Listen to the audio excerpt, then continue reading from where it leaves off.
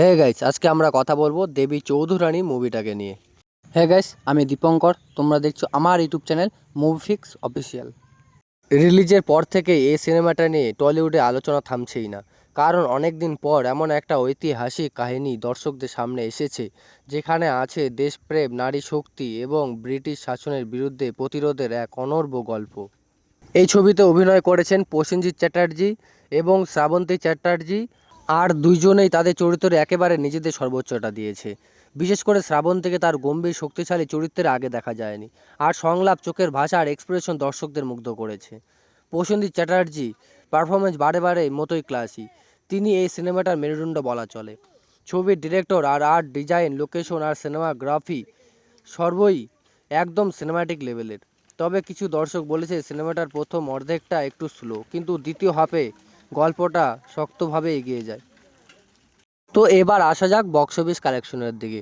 তো গাইস, আপনাদেরকে জানিয়ে দিই, দেবী চৌধুরানী মুভিটা অলরেডি তার 37 দিন কমপ্লিট করেছে। তো ডে 37-এ এসে এই মুভিটা কত টাকা বক্স অফিস কালেকশন করেছে।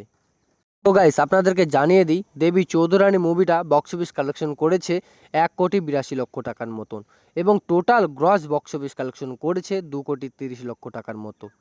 সিনেমাটা বাণিজ্যিকভাবে তেমন বড় হিট না হলেও এর অভিনয়, গল্প আর ঐতিহাসিক স্থাপনা জন্য দর্শকদের মন জয় করেছে। টলিউডের মধ্যে এই ধরনের সিনেমা এখন খুব কম তৈরি হচ্ছে, তাই অনেকেই বলছে সিনেমাটা ওটিটি রিলিজের পর আরও বড় দর্শক পাবে। বর্তমানে সোশ্যাল মিডিয়ায় দেবী চৌধুরানী নিয়ে বেশ কিছু ইতিবাচক রিভিউ দেখা যাচ্ছে।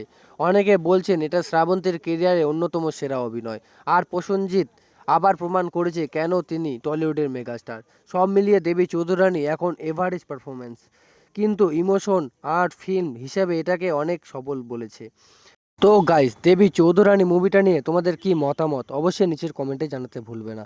এবং ভিডিওটা যদি ভালো লেগে থাকে তো লাইক, কমেন্ট, শেয়ার এবং অবশ্যই চ্যানেলটি সাবস্ক্রাইব করে পাশে থাকবেন। আমি দীপঙ্কর আবার ফিরে আসবো পরের আপডেট নিয়ে। ধন্যবাদ।